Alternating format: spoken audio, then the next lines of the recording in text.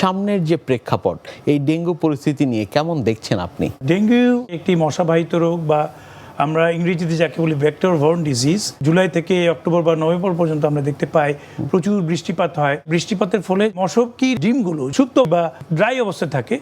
বৃষ্টির পানি বা অন্য কোনো পানি পেলে সেগুলি উজ্জীবিত হয়ে যায়, এবং শুধু উজ্জীবিত না, ওরা তখন লাইভ হয়ে ওই ডেঙ্গুর ডিমগুলি থেকে লার্ভা তৈরি হয়। লার্ভার কারণে প্রচুর পরিমাণে মশকির আক্রমণে ডেঙ্গু প্যান্ডেমিক আকারে ছড়িয়ে পড়ে। এই জন্যই আমাদের ডেঙ্গুর উপদ্রব আবার বেড়ে যায়। স্যার, ঢাকা সহ সারা বাংলাদেশের প্রায় সব জায়গাতে আমরা দেখি যে ডেঙ্গুর প্রভাবটি বেশি রয়েছে, কিন্তু আমরা ঢাকা কেন্দ্রিক প্রভাবটি আরও বেশি দেখতে পাই। সেটির আসলে কারণগুলো কি হয়ে রয়েছে? এর আগে কিন্তু দেখছিলাম শুধু ঢাকা কেন্দ্রিকই ছিল, কিন্তু বিগত বছরগুলিতে ঢাকা ছাড়িয়ে গ্রামাঞ্চলেও ডেঙ্গু চলে গিয়েছে, এবং এইখানে অনেক রোগীর জীবন গিয়েছে। এখন আমরা ঢাকা কেন্দ্রিক যদি চিন্তা করি, সিটি কর্পোরেশন যেহেতু ইটস আরবান লাইফ, আরবান লাইফে আমাদের যে সমস্যাটা, আমাদের এখানে জীবন যে যাপন আমরা করি, আমরা we are in a crowded পজিশনে আমরা থাকি।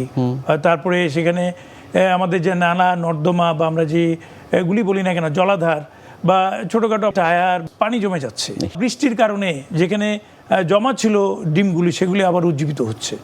এবং আমরা একটা জিনিস, আমাদের একটা ভুল ধারণা আছে, আমি জানি না হয়তো অনেকে জানেন কি না, যে জায়গাগুলিতে আমরা পানি পরিষ্কার করতে বলি, আমরা পানি পরিষ্কার করছি, কিন্তু পরিষ্কারের পরে ওই ডিমগুলি করে কি, যে জলাধারে আছে, জলাধারের সাইডগুলিতে সে জমা হয়ে থাকে।